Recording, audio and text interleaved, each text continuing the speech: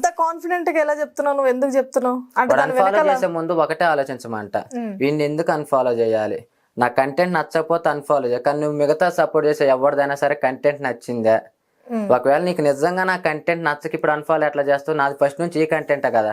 నేను ఫస్ట్ ఏమైనా జనానికి అవసరపడే వీడియోలు చేసి మంచి వీడియోలు చేసి సడన్గా నేను ఇటు మెల్ట్ అవ్వాలా, నేను ఎంటర్ అవ్వటం బూతుతే ఎంటర్ అయ్యా, నువ్వు అప్పుడే ఫాలో కొట్టినావు. అక్కడ మారింది నువ్వు కానీ నేను కాదు. నువ్వు అసలు నన్ను ఫాలో ఎందుకు కొట్టినావు, నా కంటెంట్ నచ్చే ఫాలో కొట్టినావు. నా కంటెంట్లో ఏమన్నా ఎమోషనల్ ఉందా, లేదు, బూతే ఉంది.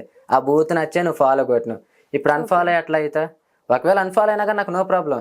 ఇప్పుడైనా సరే నీకు కొంచెం బుద్ధి వచ్చిందా అంట, వాళ్ళకే చెప్తా రివర్స్ లో అన్ఫాలో చేసినా కానీ నాకు నో ప్రాబ్లం. అరే వీడి కంటెంట్ లేదురా, వీడి మొత్తం చెడ్డ కంటెంట్, వీడిని అన్ఫాలో చేసి ఎవడైతే మంచిగా వీడియోలు చేస్తుంటో వాడికి సపోర్ట్ చేద్దాం, వాని లేపుదాం. వచ్చే జనరేషన్ అయినా సరే లేకపోతే వేరే ఏ ఇన్ఫ్లుయెన్సర్ అయినా సరే మంచినే ఉపయోగిస్తారు, సొసైటీకి అవసరపడుతుంది. నీ మైండ్లో ఈ కాన్సెప్ట్ ఉంటే నన్ను అన్ఫాలో చేసి వాడిని ఫాలో చేయి. నువ్వు మాత్రం మారవు, నేను మారను, ఇలాగే ఉంటావు ఫ్యూచర్ లో కూడా.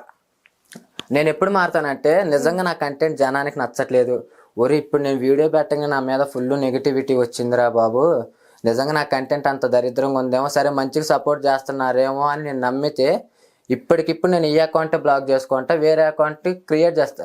ఎందుకంటే నా దగ్గర దమ్ముంది, ఎమోషనల్ చేస్తా, నా దగ్గర కంటెంట్ ఉంది. ఏ మంచిగా సపోర్ట్ లేక నేను ఇట్లా వచ్చా, లేదు నువ్వు ఆ మంచిగా సపోర్ట్ చేస్తా అంటే నేను అటు వస్తా.